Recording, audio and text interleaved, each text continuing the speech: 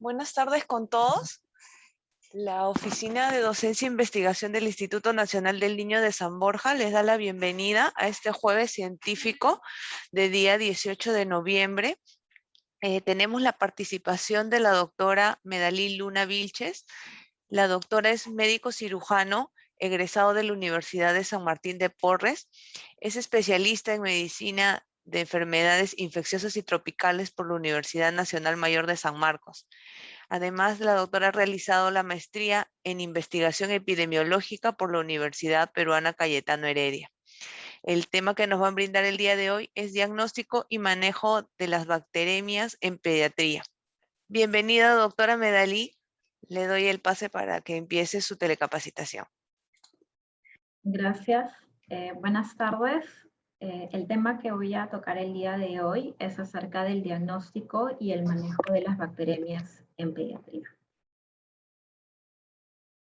Este es el contenido que vamos a ver, la definición, los tipos de bacteremias, la epidemiología, diagnóstico, tratamiento, prevención y conclusión. Un poco más de énfasis en la parte de diagnóstico y manejo de esta patología. Entonces, con respecto a la definición de las bacteremias, como ya sabemos, es la presencia de alguna bacteria, de algún patógeno en sangre, y que puede conllevar a una significativa morbimortalidad si es que no se da un tratamiento oportuno, ¿no? Vamos a ver un poco más adelante con respecto a la campaña de supervivencia del 2021, qué tiempos se establecen para el inicio de tratamiento antibiótico, ¿no? Y también el riesgo de mortalidad de no poder empezar el tratamiento de forma oportuna. En niños el diagnóstico se considera un reto debido a la variabilidad que tiene la presentación de las infecciones en estos grupos etarios, ¿no? Depende mucho de la edad. Sobre todo en los niños más pequeños, el diagnóstico se considera un poco más difícil porque los niños no pueden expresar o no pueden localizar bien el dolor, ¿no? No lo comunican. Tenemos también formas que son mucho más graves, sobre todo en pacientes menores de 1 año. El diagnóstico también va a depender del sitio de la infección, ¿no? El microorganismo que nosotros aislemos. Entonces, con respecto al sitio de la infección, es muy importante siempre cuestionarnos, si es que yo estoy aislando un germen en la sangre, ¿cuál es el foco infeccioso? ¿No? Porque de acuerdo al foco infeccioso es que nosotros vamos a solicitar exámenes y además, de acuerdo al foco infeccioso, es que nosotros vamos a elegir el antibiótico que requiere el paciente.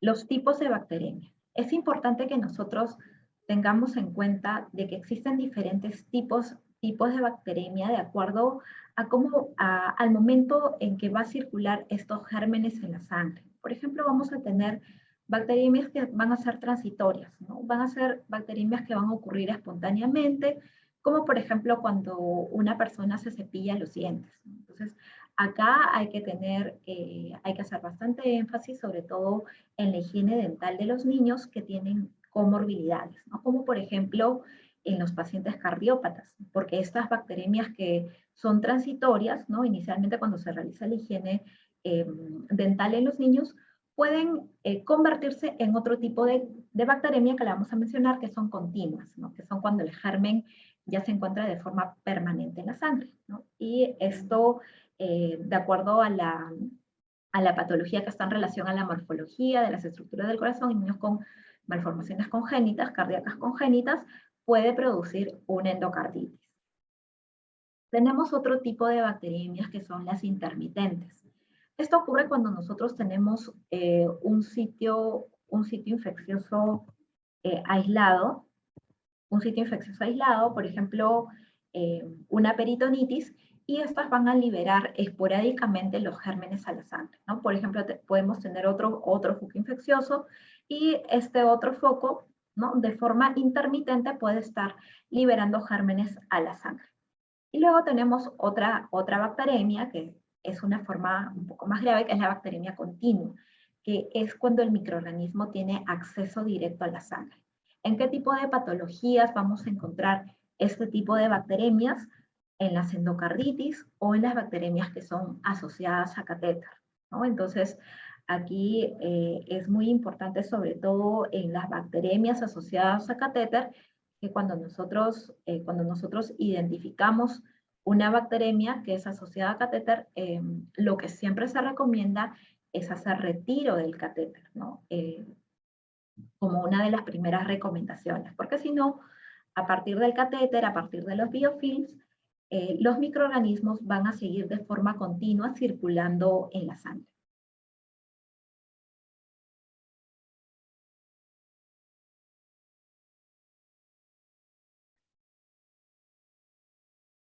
A ver, no puedo pasar las diapositivas.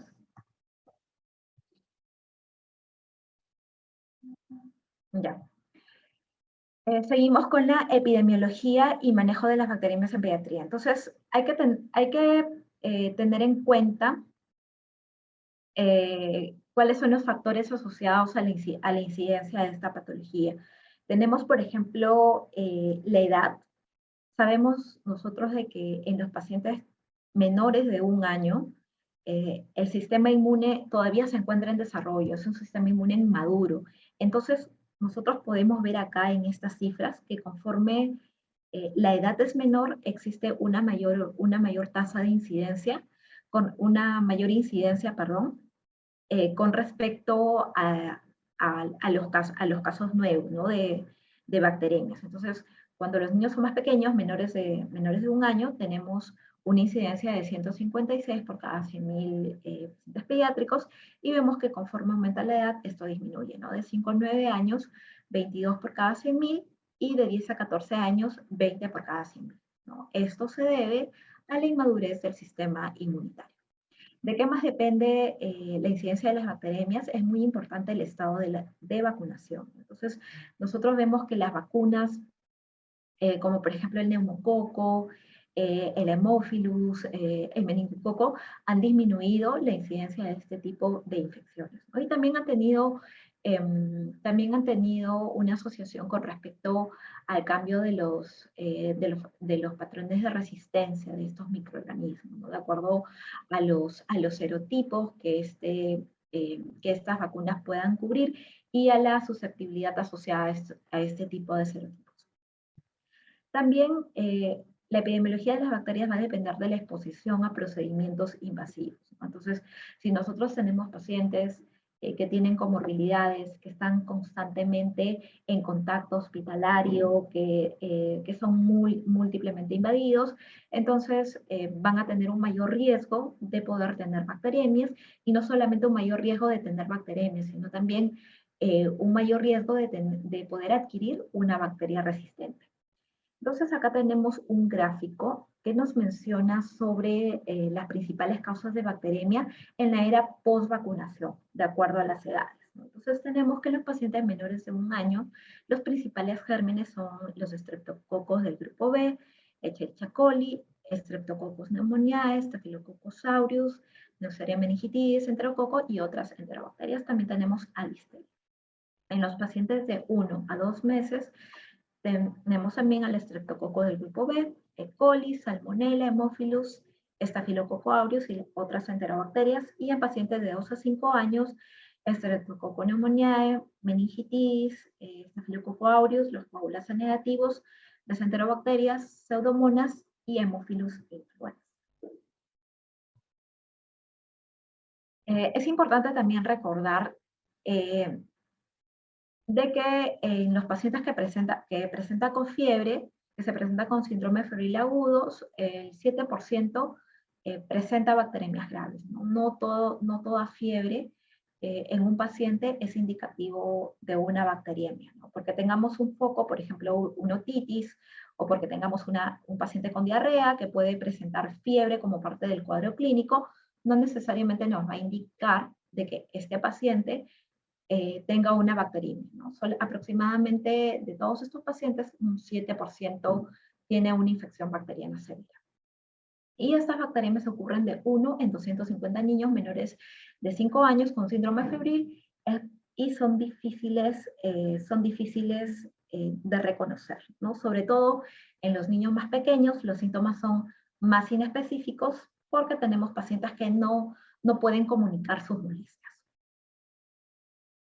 Y como les he mencionado anteriormente, la vacunación ha podido disminuir, ¿no? La incidencia o ha cambiado las estadísticas con respecto a la microbiología, a los aislamientos de gérmenes de acuerdo a los grupos etarios. En el diagnóstico de la bacteremia es importante que nosotros tengamos en cuenta diferentes aspectos. Uno de los más importantes, entre ellos, es la historia clínica, ¿no? Poder identificar en un paciente pediátrico cuáles van a ser estos signos, síntomas que van a estar relacionados al foco infeccioso. Como les he mencionado, en los pacientes más pequeños, sobre todo en los lactantes, los síntomas son más inespecíficos, como por ejemplo puede haber irritabilidad, como también podemos encontrar un niño hipoactivo, puede haber disminución de la lactancia o un paciente que no quiere lactar, y pueden haber cambios de temperatura que puede ser fiebre, como también hipotermia. Entonces, los síntomas son totalmente inespecíficos, es un paciente que no nos puede comunicar cuáles son sus molestias, entonces tenemos que hacer una identificación correcta del foco infeccioso, valiéndonos también de la parte de laboratorio. Entonces, los síndromes clínicos más frecuentes en este tipo que dan lugar a una bacteremia van a ser las neumonías, la sepsis, meningitis, infecciones del tracto urinario y también las infecciones óseas y articulaciones. Es importante que nosotros también podamos diferenciar cuando tenemos una infección que ha sido adquirida en la comunidad versus una infección que se encuentra asociada a la atención de salud, ¿no? Entonces, en estos pacientes es muy importante que nosotros tengamos un periodo de tiempo, ¿no? Entonces, una infección que se presenta después de las 48 horas, en un paciente que acude a los servicios de salud ya se considera una infección asociada a los servicios de salud, mientras una infección que se presenta antes de estas 48 horas ya es considerada como una infección adquirida en la comunidad, ¿no? Entonces, ¿por qué es importante que yo pueda hacer esta diferenciación? Porque este tipo de diferenciación va a orientar mi manejo, ¿no? Este tipo de diferenciación me va a permitir a mí elegir un antibiótico de acuerdo a los patrones de resistencia que tenga tanto en la comunidad como los patrones de resistencia o el mapa microbiológico que yo tenga en mi institución. Los hemocultivos, como parte del diagnóstico, son muy importantes. Los hemocultivos son considerados como el gold estándar. Y es importante que nosotros tengamos en cuenta de que la sensibilidad puede disminuir debido a la exposición de antibióticos, ¿no? Lo ideal es que nosotros tomemos los hemocultivos antes del inicio de antibióticos. Si es que no logramos hacer esto, que sería lo ideal, porque tenemos más chance o más posibilidad de poder aislar un microorganismo, lo que tenemos que hacer es tomar los hemocultivos previo a la administración de las siguientes dosis de antimicrobianos, ¿no? Pegado a la siguiente administración. Eso es lo que tenemos que hacer. Pero idealmente es que nosotros tomemos los hemocultivos antes de dar el tratamiento, ¿no? Lo que se sugiere es en un tiempo no mayor a una hora del inicio, con respecto al inicio de la terapia antibiótica. También va a depender del tipo de bacteremia. Como les he mencionado, existen 3 tipos de bacteremia. La bacteremia en la cual yo voy a tener un mayor chance de poder aislar un germen es una bacteremia continua, ¿no? Pero en los otros 2 tipos de bacteremia, en las bacteremias transitorias, en las intermitentes, es un poco más difícil que yo pueda aislar un germen, ¿no? Y con respecto, por ejemplo, a tomar los hemocultivos cuando el paciente realiza fiebre, hay estudios que nos mencionan de que no existe una diferencia significativa con respecto al aislamiento de germen en tomar los hemocultivos a los pacientes durante un episodio febril versus a un paciente que no tiene un episodio febril, ¿no? Pero sin embargo, se tiene que tomar en cuenta los tipos de bacteremia, ¿no? Los tipos de bacteremia y cómo se producen así. Y también algo muy importante con respecto a la sensibilidad de los hemocultivos es la cantidad del volumen sanguíneo obtenido. Y esto es muy importante, sobre todo en los pacientes pediátricos porque la cantidad de volumen obtenido, las recomendaciones van a depender tanto de la edad del paciente así como del peso. Como vemos acá en la siguiente tabla, ¿qué es lo que nos demuestran los estudios? Que por cada 1 ml adicional de sangre extraída, incrementa el rendimiento de los hemocultivos para bacterias en un 4.7%, ¿no? Entonces, en los pacientes pediátricos es importante tener en cuenta las recomendaciones para una óptima toma de volumen de los hemocultivos. Tenemos acá esta tabla en donde nos habla del volumen que debemos de obtener, primero de acuerdo al peso del paciente en kilogramos. Por ejemplo, tenemos en pacientes que pesan menos de 2 kilogramos, tenemos que obtener un volumen en mililitros de 1 a 4.5, en los pacientes mayores de 2 a 5 kilogramos, de 1 a 6 mililitros, y vemos cómo esto va cambiando de acuerdo al peso del paciente, ¿no? Va aumentando conforme aumenta el peso del paciente. Finalmente, en pacientes que pesen más de 20, ¿no? Entre más de 20 a 30 kilos, se debe obtener un volumen total de 10 ml. Con respecto a la edad del paciente, también vemos, ¿no? Existe una proporción directa, ¿no? Tanto con respecto a peso como con respecto a edad.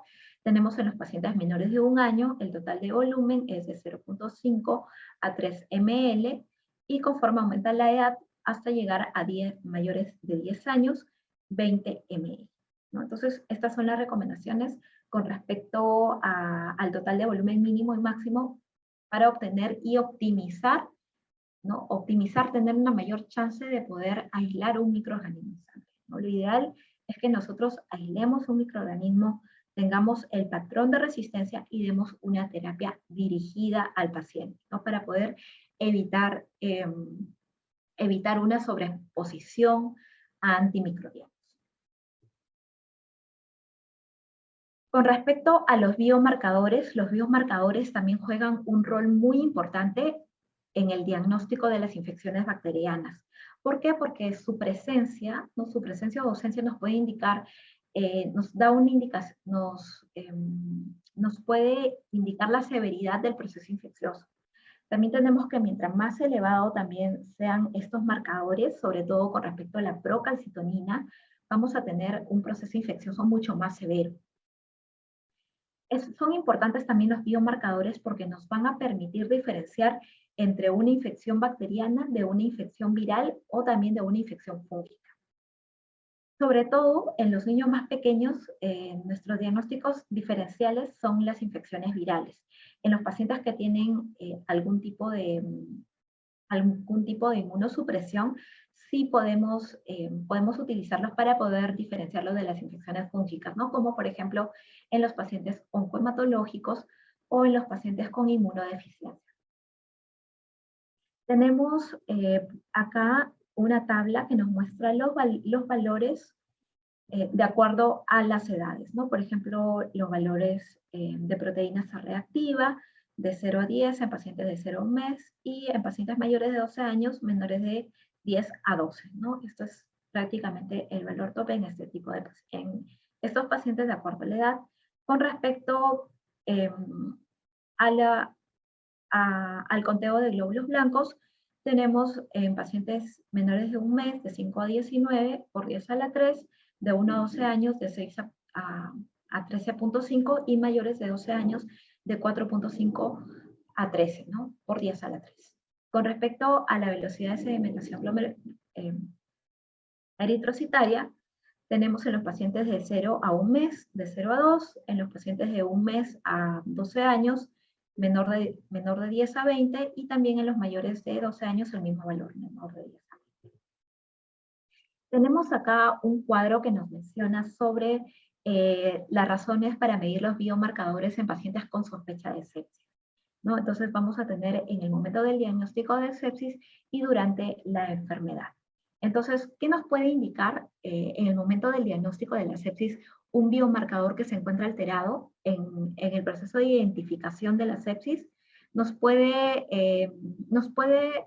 orientar al diagnóstico, ¿no? A la identificación rápida de los pacientes que están cursando con sepsis. En un paciente que tenga biomarcadores, dentro del rango normal, nos puede hacer que nosotros descartemos, ¿no? Una infección como parte, eh, como parte de los diagnósticos diferenciales. Con respecto a la estratificación del riesgo, nos informa un biomarcador anormal, es decir, un biomarcador que se encuentra elevado, nos informa acerca del pronóstico y de la implementación de intervenciones para poder mejorar la supervivencia del paciente. En cambio, un biomarcador que se encuentra dentro del rango normal nos va a identificar a los pacientes con un bajo riesgo de progresión, ¿no? O de pronóstico propio. Con respecto a los antimicrobial stewardships o los programas de optimización de antimicrobianos, promueve el uso adecuado de antibióticos, ¿no? Porque si yo tengo un paciente con biomarcadores elevados, con sospecha de sepsis, voy a iniciar de una manera oportuna los antimicrobianos, ¿no? En cambio, en un paciente que tenga biomarcadores normales, pero tenga otros diagnósticos diferenciales, me va a poder facilitar, de acuerdo a los exámenes complementarios, a la valoración del paciente, si es que debo suspender los antimicrobianos.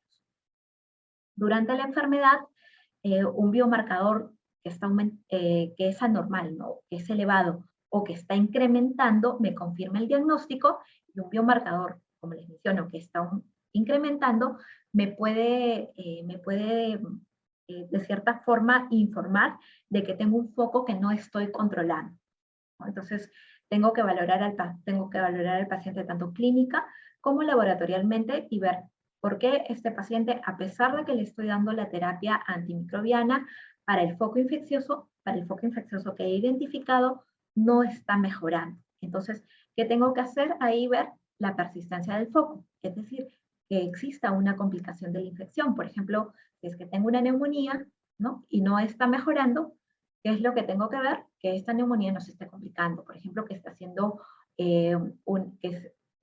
una neumonía abscedada, ¿no? O qué más tengo que ver que no tenga un dispositivo que esté infectado y por ese motivo el paciente no está mejorando, ¿no?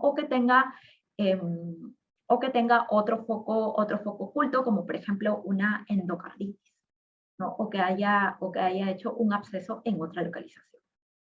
Entonces, para eso me permite ver, cuando yo veo que los biomarcadores se están incrementando, tengo que hacer esta valoración de un paciente.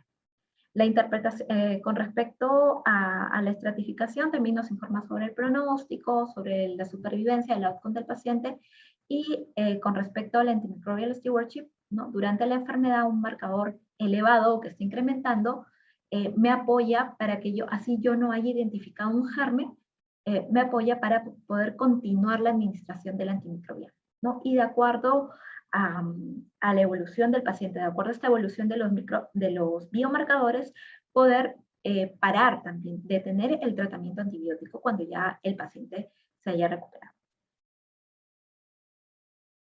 Con respecto a la procalcitonina, ¿cuáles son las razones para que nosotros utilicemos la procalcitonina durante una sospecha de sepsis? También una procalcitonina elevada en la identificación de la sepsis me permite realizar una identificación rápida del paciente, ¿no? Entonces, una identificación rápida del paciente conlleva a que yo administre antibióticos de una manera oportuna, de una manera rápida. Una PCT normal también me permite descartar, ¿no? Descartar, pero recuerden que esto depende también de una valoración general del paciente, también con respecto a la clínica. Durante la estratificación del riesgo nos informa acerca del pronóstico, la sobrevida, el outcome del paciente, y con respecto al antimicrobial stewardship también promueve la propia iniciación de tratamientos de acuerdo al foco que nosotros hemos identificado. Durante la enfermedad también nos confirma el diagnóstico de sepsis, ¿no? Si es que está aumentando, nos dice que no estamos tratando bien el foco, que tenemos que identificar un foco de persistencia, y con respecto a la identificación del riesgo, nos da información acerca del pronóstico, la sobrevida del paciente, y el antimicrobial stewardship apoya que nosotros continuemos, ¿no?, la administración de antimicrobianos de acuerdo a la valoración del paciente.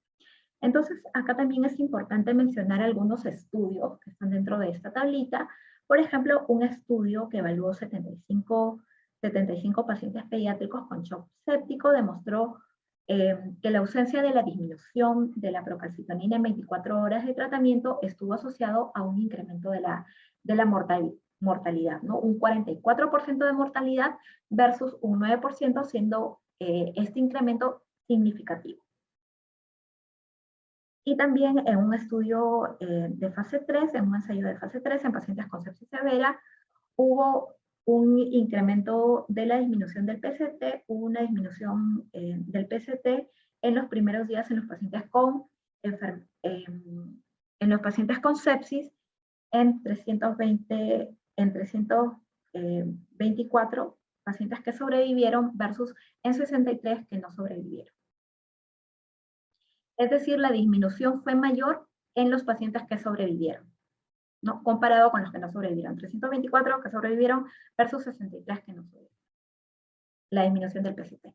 Tenemos también otros métodos diagnósticos, otros métodos laboratoriales, como por ejemplo, que nos permite rápida identificación, como el MALDI-TOF, lo cual nos permite la identificación de proteínas de los gérmenes para poder realizar una identificación mucho más rápida, ¿no? Esta tecnología se basa en espectrometría de masas.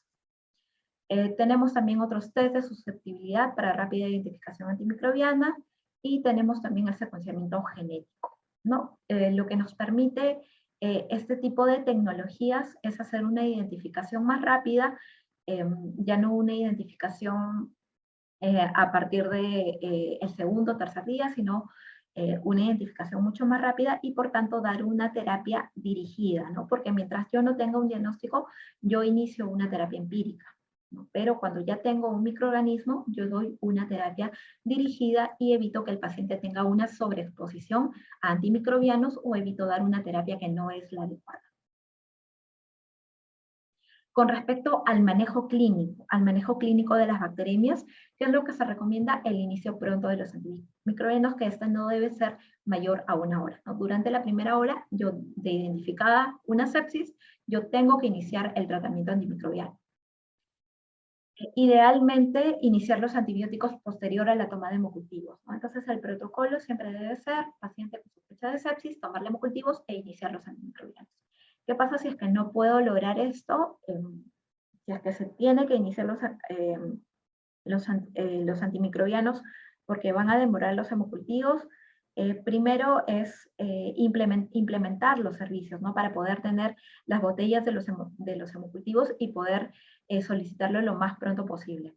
Sin embargo, si es que no se puede realizar eso, si está algún inconveniente, lo que se recomienda es que después de que se administró el antimicrobiano, es solicitar los hemocultivos previo a las siguientes dosis de tratamiento, ¿no?, que sea lo más pegado posible. Una de las mayores preocupaciones con respecto al tratamiento son las tasas de resistencia, sobre todo en las enterobacterias, ¿no? En las enterobacterias, y acá tenemos a los pacientes que adquieren infecciones asociadas a la atención de salud, y también con respecto a la resistencia del estreptococo neumonial. Factores asociados a este incremento de la resistencia son las prácticas inapropiadas de prescripción, sobre todo en los procesos virales que pueden, en algunos casos, no se hace la correcta diferenciación con procesos bacterianos. ¿Cuáles son estos? Los procesos respiratorios altos, como la faringitis, las otitis medias, sinusitis, los resfríos, la bronquitis, ¿no? Entonces, hay que tener mucho cuidado. Si nosotros estamos identificando un proceso viral, no tenemos por qué indicar o no tenemos por qué prescribir antibióticos a los pacientes. Existe también un incremento de las infecciones por gérmenes gram negativos, no solamente como parte de las infecciones asociadas a la atención de salud, sino también como parte de las infecciones adquiridas en la comunidad. Entonces, el manejo clínico, para nosotros prescribir una terapia antimicrobiana, tenemos que realizarnos algunas preguntas, hacer algunas valoraciones y de acuerdo a ello prescribir. Entonces, ¿qué es lo que nosotros vamos a tener en cuenta? Primero, ¿cuál es el foco infeccioso? ¿No? Porque no es lo mismo la terapia antibiótica que yo voy a iniciar para una neumonía versus una terapia antibiótica que yo voy a iniciar para un foco gastrointestinal, ¿no? Entonces la cobertura va a ser diferente. Entonces yo tengo que decir, ¿cuál es el foco infeccioso? Ahora, el microorganismo aislado, ¿no? Nosotros, como les digo, lo más importante es tomar los hemocultivos para hacer un inicio pronto de antibióticos. Entonces, ¿cuál es el microorganismo aislado? De acuerdo al microorganismo aislado, yo voy a dar voy a establecer una terapia antibiótica, de acuerdo a los patrones de sensibilidad. ¿Qué más debo de tener en cuenta para el manejo clínico las complicaciones de esta infección, ¿no? Si vemos que es una infección que no está respondiendo, tengo que preguntarme por los focos de persistencia. ¿Cuáles son estos focos de persistencia? Por ejemplo, los abscesos, en que se haya desarrollado una endocarditis, y también tener en cuenta qué infecciones requieren un manejo quirúrgico, porque cuando existen infecciones, por ejemplo, abscesos que tienen un volumen considerable, endocarditis que tienen tamaños de vegetación también considerables, mayor de 10 milímetros. Por ejemplo, cuando tenemos osteomielitis, abscedadas, ¿no? Entonces, parte del manejo también es el manejo quirúrgico, la limpieza quirúrgica. Entonces, mientras nosotros no hagamos un control adecuado del foco, más se va a prolongar la terapia antibiótica. Entonces, lo que tenemos que hacer cuando existen este tipo de complicaciones es integrar tanto la parte médica como la parte quirúrgica, realizar un manejo conjunto del proceso infeccioso. ¿Qué más debemos de tener en cuenta para iniciar el tratamiento? Tener en cuenta si es que es una infección adquirida en la comunidad, como les había mencionado antes, versus una infección asociada a la atención de salud. Porque de acuerdo a eso yo también voy a elegir la terapia, ¿no? Si es que tengo una infección que es asociada a la atención de salud, ya voy a utilizar antibióticos que tienen un mayor espectro, ¿no? Versus un paciente que llega de la comunidad. Que también tengo que tener en cuenta algunas consideraciones relacionadas al paciente. Por ejemplo, si es que un paciente es alérgico a un determinado antimicrobiano, ¿no? Entonces, yo tengo que elegir otra opción, ¿no? Si es, por ejemplo, alérgico a cefalosporinas, ya no puedo elegir cefalosporinas, sino tengo que ir a otro tipo de antimicrobianos. O, por ejemplo, si es que yo tengo un paciente que tiene una injuria renal aguda y tengo medicamentos como la vancomicina que son muy nefrotóxicos, ¿no? Entonces, tengo que buscar otras alternativas, ¿no? Entonces, todas estas consideraciones hay que tenerlas en cuenta para el inicio de la terapia. Y acá tenemos en esta tabla algunos síndromes y el tipo de antibiótico de elección y la duración que deben de tener este tipo de infección, ¿no? Por ejemplo, tenemos la neumonía adquirida en la comunidad, cuando tenemos estreptococo, ¿no? Amoxicilina o bencilpenicilina. Como primera elección, otro tipo de alternativa serían los macrólidos, y la duración del tratamiento no debería de ser mayor a 7 días.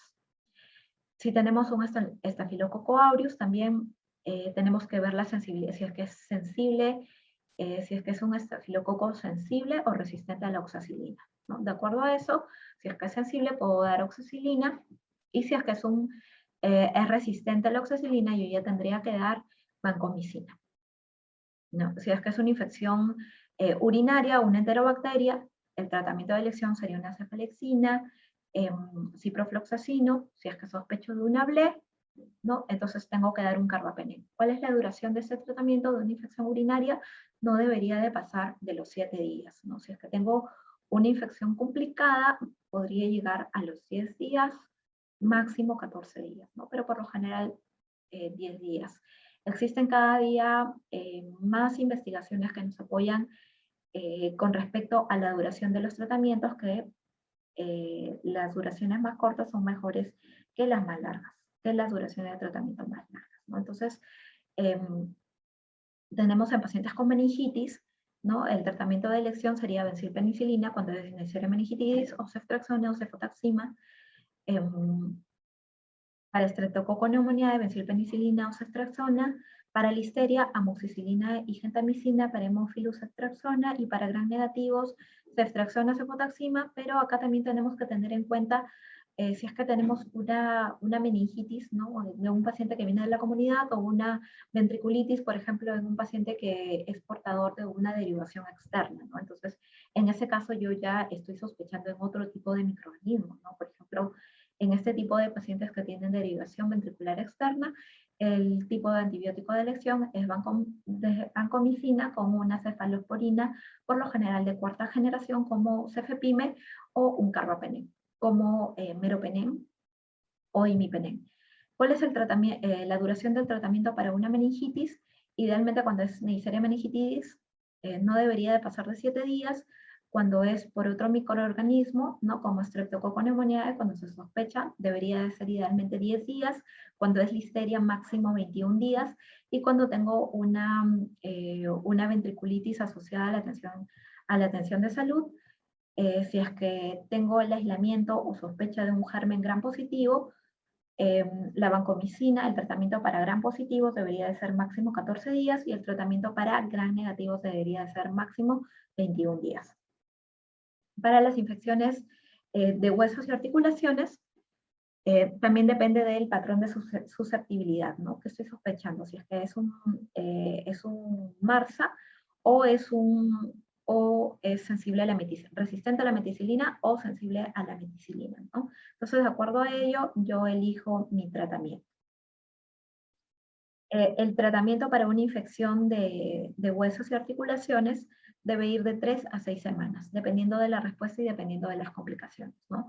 Recordemos que en este tipo de infecciones que requieren un manejo quirúrgico, requieren limpieza quirúrgica, es importante tomar los cultivos, sobre todo los cultivos de tejido, porque son mucho más sensibles para el diagnóstico. Depende de este manejo conjunto, ¿no? Porque mientras más se demore estos procedimientos quirúrgicos en las infecciones complicadas, también este tipo de infecciones van avanzando. Recuerden que una infección no tratada va avanzando si no se trata, y también si es que no se realiza pronto este manejo, tanto quirúrgico como médico, se va a prolongar más el tiempo de antimicrobianos. Y para la sepsis neonatal, ¿no? Dependiendo del microorganismo también, como por ejemplo Streptococcus del grupo B, tenemos benzilpenicilina, magentamicina, para E. coli, ceftriaxona, magentamicina, y para listeria, ampicilina, gentamicina, ¿no? ¿Cuál es la duración del tratamiento para sepsis neonatal? Debería ser unos 10 días, y si es que es listeria, 21 días. Con respecto al manejo clínico, también, ¿qué nos dice la campaña de supervivencia del 2021? Recordemos que este año hubo una actualización de la guía, ¿no? Entonces, con respecto al tiempo de antimicrobianos, del tiempo de inicio de antimicrobianos para una sepsis definitiva, es decir, que ya está probada o probable, tanto con o sin presencia de shock, administrar inmediatamente y idealmente durante 1 hora, ¿no? Durante 1 hora desde el reconocimiento. Entonces, no debe pasar de este periodo. Cuando la sepsis es posible, si es que el shock está presente, administrar también durante 1 hora, ¿no? Durante la primera hora. Si es que la sepsis es posible, es decir, yo tengo también como un diferencial una etiología no infecciosa y no tengo shock, lo que se recomienda es administrar durante las 3 primeras horas, ¿no? Si es que todavía persiste la sospecha de un proceso infeccioso. Que también nos recomienda para el manejo antibiótico es que nosotros tengamos en cuenta la dosificación de antimicrobianos basados en los parámetros de farmacocinética y farmacodinámica de los antimicrobianos, sobre todo de los antibióticos, ¿no? Entonces, acá, por ejemplo, nosotros realizamos dosajes de los aminoglucósidos y realizamos dosaje de la vancomicina, ¿no? La vancomicina, que es uno de los antibióticos más utilizados, sobre todo para las infecciones intrahospitalarias, ¿no? Y utilizado solamente cuando se requiera. Entonces, ¿qué tengo que tener en cuenta, por ejemplo, con respecto al uso de la vancomicina? Su parámetro farmacocinético, que es AUC sobre el MIC, ¿no? Entonces, este valor debería ser aproximadamente 400. En el dosaje, ¿cómo lo interpreto? ¿Qué es lo que se recomienda con respecto al uso de vancomicina? Que no debería de pasar, el valor no debería de ser mayor a 15 microgramos por mililitro, porque esos valores en pacientes pediátricos están asociados a nefrotoxicidad, a un incremento de la nefrotoxicidad de 2.5 a 3 veces, ¿no? Entonces, tener en cuenta también la función renal del paciente cuando se realiza la indicación de este tipo de antibióticos, sobre todo en los nefrotóxicos. Con respecto a las medidas de prevención han demostrado ser eficaces para todos los tipos de para todos los tipos de infecciones, sobre todo en las infecciones asociadas a la atención de salud. Y dentro de las medidas de prevención nosotros vamos a tener la vacunación y es importante que nosotros implementemos guías para mejorar tanto el diagnóstico y el manejo de la sepsis y por ende poder reducir la mortalidad de nuestros pacientes. Finalmente, ¿cuáles son nuestras conclusiones de acuerdo a esta presentación? Es importante determinar la etiología, la cual la determinamos mediante los hemocultivos, y también el foco de la infección. Siempre cuando tengamos una bacteremia, determinar cuál es el foco para saber qué es lo que vamos a tratar.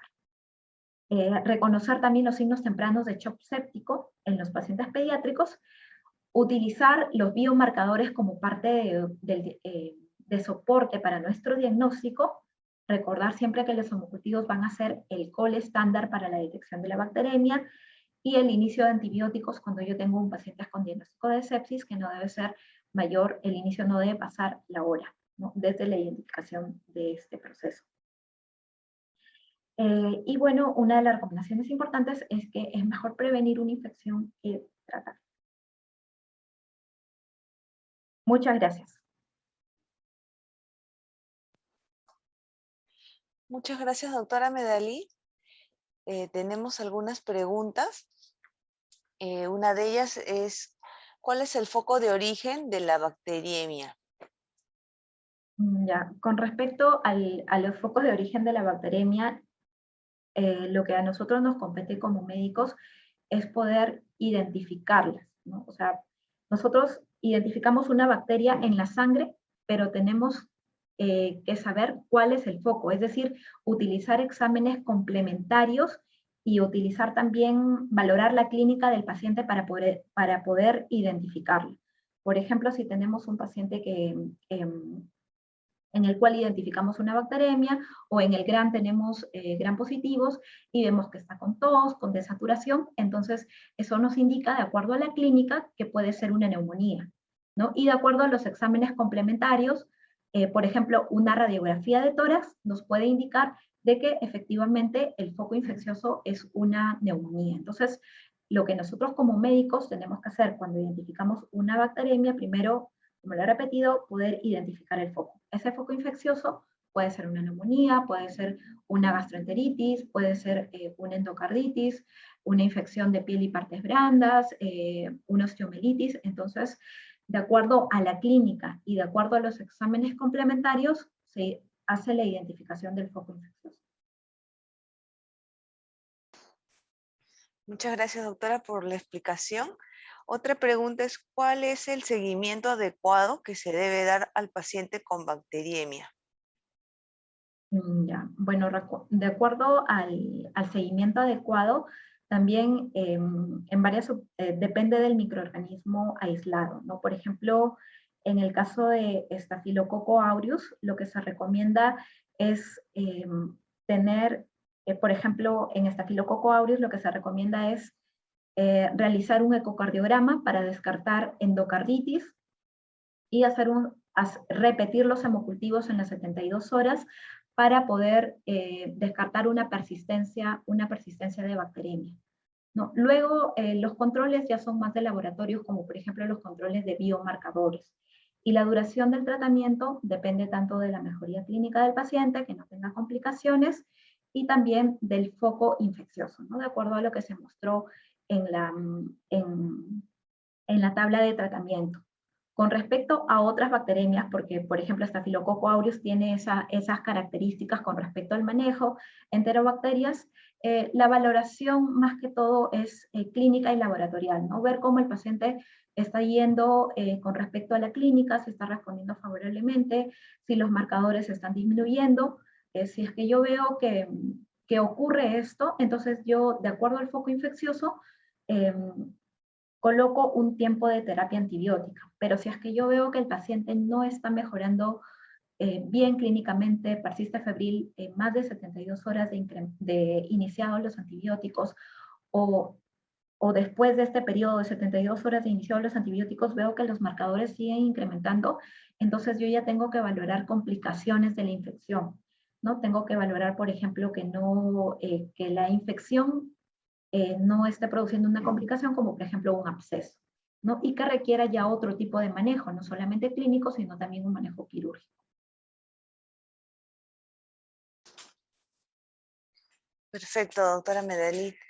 Bueno, hemos terminado con las preguntas y la Oficina de Docencia e Investigación le agradece por su gentil participación con este tema, ya que estamos en la semana de la concientización del uso de los antimicrobianos y además también por compartir su experiencia profesional con todos nosotros.